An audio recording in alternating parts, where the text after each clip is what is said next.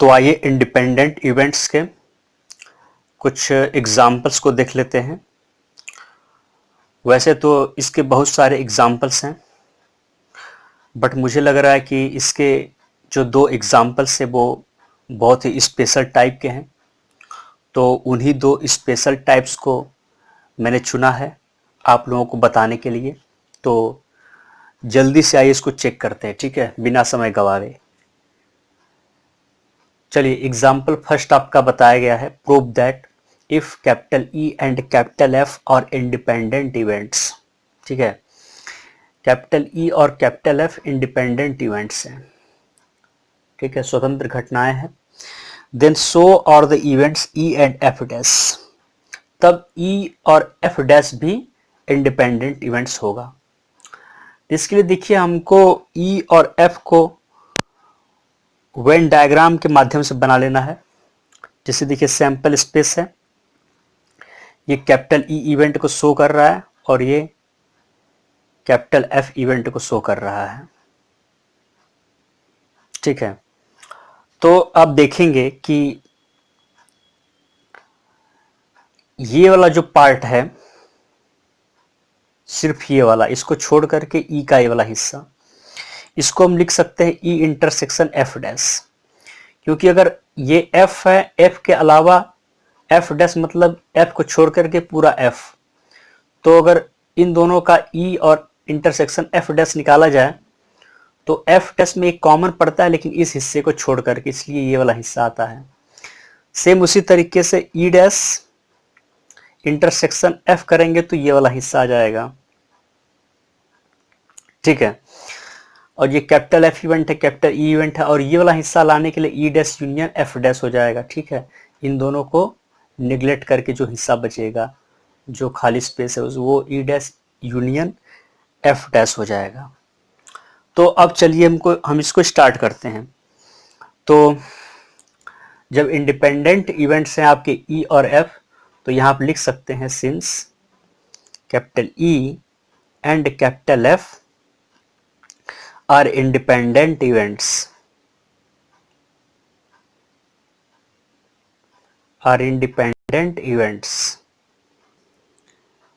we have probability of E intersection F is equal to probability of E into probability of F, ये आपका first equation, ठीक है। चलिए इसको और क्लियर कर लेते हैं। अब वेन डायग्राम में देखेंगे, ठीक है, वेन डायग्राम में देखेंगे और चेक करेंगे, तो आप यहां देख सकते हैं कि ई इंटरसेक्शन एफ डैश और ई इंटरसेक्शन एफ क्या है, म्यूचुअली एक्सक्लूसिव है। म्यूचुअली एक्सक्लूसिव इसलिए कि अगर एक घटता है तो दूसरी घटना नहीं घटती है, ठीक है, और दोनों का कॉमन कोई भी नहीं होता है, ठीक है, कॉमन पॉइंट्स दोनों के नहीं होते हैं। इसलिए क्या है आपका, it is clear E intersection F and E dash intersection F, sorry, E intersection F dash are mutually exclusive.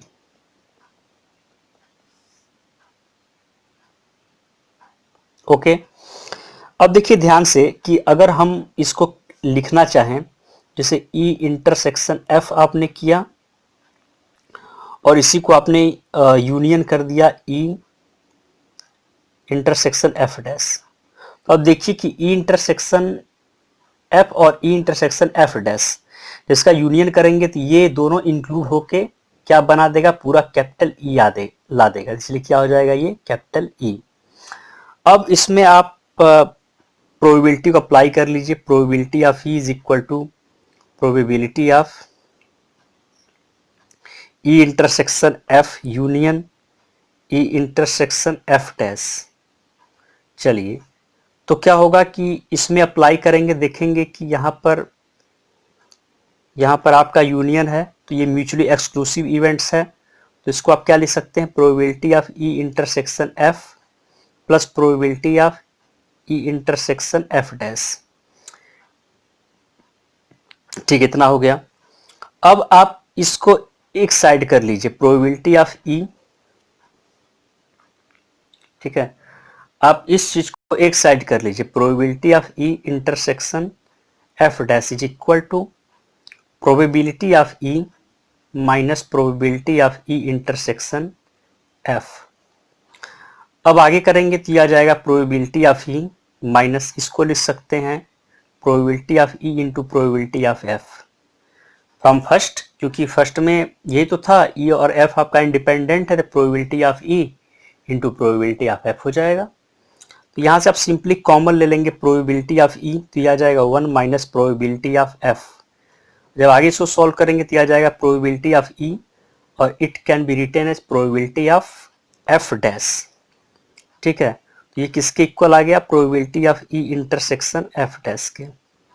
तो इस तरीके से आपने देखा कि अगर इस तरह का कंडीशन आता है, probability of E intersection F dash is equal to probability of E into probability of F dash, तो आप इजीली कह सकते हैं कि then E and F dash are independent.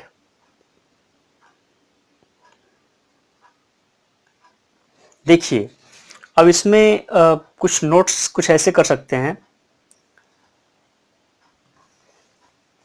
कुछ नोटेबल पॉइंट होगा इसमें। इन ए सिमिलर मैनर, इसी तरीके से अगर ई और एफ आपका इंडिपेंडेंट इवेंट्स हैं, तब आपका क्या होगा कि ई dash and F R independent.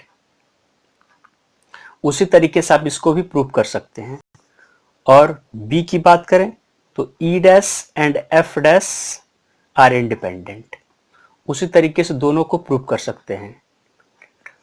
उसमें करना क्या होगा कि अब इस चीज को लेके चलना होगा, E intersection F union E dash intersection F, इन दोनों का यूनियन करेंगे तो आपको आ जाएगा कैपिटल एफ इवेंट आ जाएगा, क्योंकि ये इवेंट और ये इवेंट क्या है, म्यूचुअली एक्सक्लूसिव इवेंट्स हैं, ठीक है। तो इस तरीके से इन दोनों को भी इंडिपेंडेंट प्रूव किया जा सकता है इस सेक्शन को लेकर के, एफ वाले इवेंट को लेकर के, ठीक है। या अपने कर लीजिए और बताइए कि कितने लोगों को आ गया, ठीक है। चलिए अब एग्जाम्पल देख लेते हैं। सेकेंड एग्जाम्पल है, if A and B are two independent events,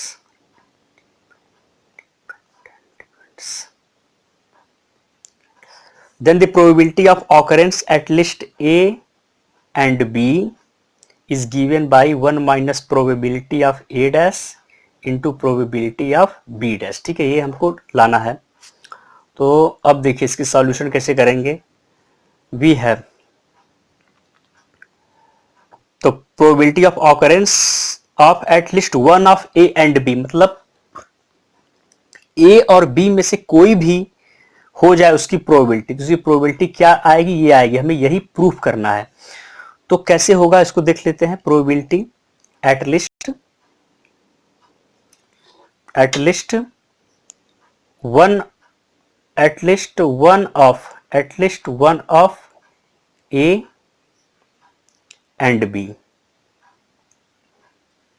तो इसमें इसको क्या लिख सकते हैं, probability of A union B, ठीक है। तो इसको आप लिखेंगे probability of A, probability of B minus probability of A intersection B. फिर आप देखेंगे कि ए और बी आपने इंडिपेंडेंट ले रखा है, ऊपर इंडिपेंडेंट ले रखा है, तो यहां पर probability of A plus probability of B minus इस चीज को आप लिख सकते हैं probability of A into probability of B.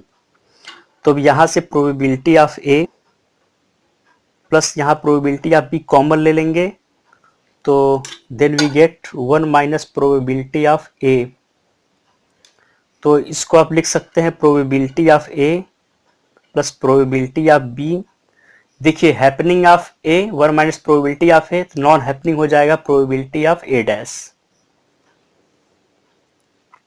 फिर अब यहां से आप इसको लिख सकते हैं 1 minus probability of A dash plus probability of B into probability of A dash.